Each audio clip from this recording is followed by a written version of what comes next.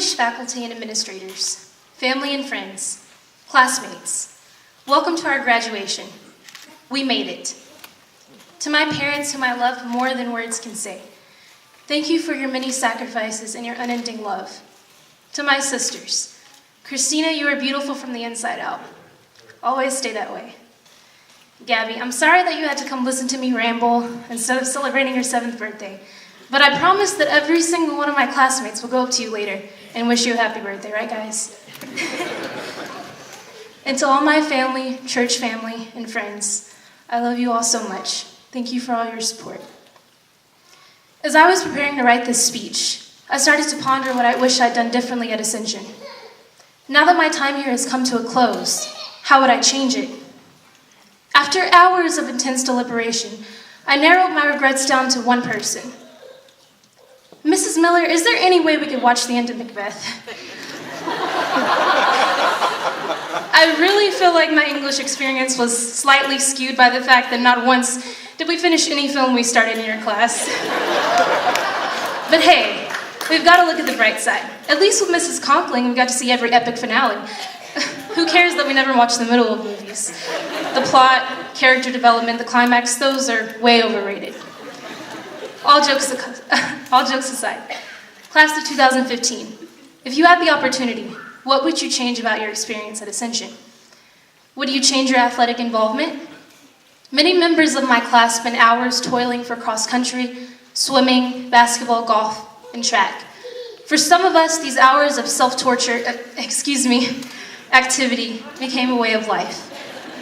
Some here have garnered the title of cross-country state champions, have been inducted into all-state teams, and have accomplished a new basketball feat by finishing the TAPS district season unbeaten. Were those experiences worth it? Yet others of us have ventured out into an entirely different battleground, where the only weapons are female shoes, size 8. You have really good aim, Mrs. Wilson. Through theater, choir, art, orchestra, and wind ensemble, we have injured body parts, endured calloused fingers, and learned the secrets of healing a sore throat. Will we change these experiences if we had the chance? And do we regret giving every ounce of stamina to finish our never-ending homework load? We accomplished some of the hardest feats known to mankind, including surviving AP Calculus, with no marshmallows, I might add. Do we regret the sleepless nights, the raccoon eyes, the incessant yawns? Do we wish that we hadn't formed certain habits, becoming addicts at the mercy of one of the most ruthless drugs known to mankind? Roaster's coffee. Or finally, do we lament the hours we poured ourselves into those detailed biology labs or economic business models? And so as I asked myself these questions, as I pondered my regrets, I concluded with a resounding no. Every Ascension experience has stretched us. Because of our classes, we have learned how to conjugate verbs in multiple languages, and we can sight read the most difficult music. Because of our teachers, we've been pushed to what we thought were our limits, only to find that we can go a little more. As Ascension opened up the doors to the world around us, it has also opened up windows inside of us, unearthing new passions and new dreams.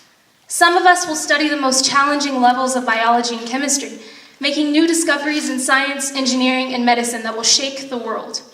Others will venture into the business world, study human or even animal therapy, and one of us will serve one of the highest callings of our country through the military. Still, others of us will express ourselves by studying music and art, evoking emotion through the instrument and the canvas. Every experience at Ascension has shaped us into abnormal individuals. Abnormal, you say? Yes. We were not born to accomplish the norm. We were born to make a change, to influence the world around us. We are a special group, a very special group. And let's stay like that. Let's embark on a journey of anything other than normalcy. Let's toss monotony into the air with our graduation caps. Class of 2015. We will not let money be our guide or status be our motivator. Instead, we will let integrity and character lead us on. Friends, we will not try to live a life of pleasing other people, but instead, we will live a life expressing our God-given talents, perhaps neglecting the smart thing to do in order to follow our dreams. We will run. We will hurdle over the obstacles life throws at us. We will sprint toward the finish line. My fellow students, we will not live in the past, dwelling on our mistakes, and we will not live in the future. constantly fretting over making the wrong decisions.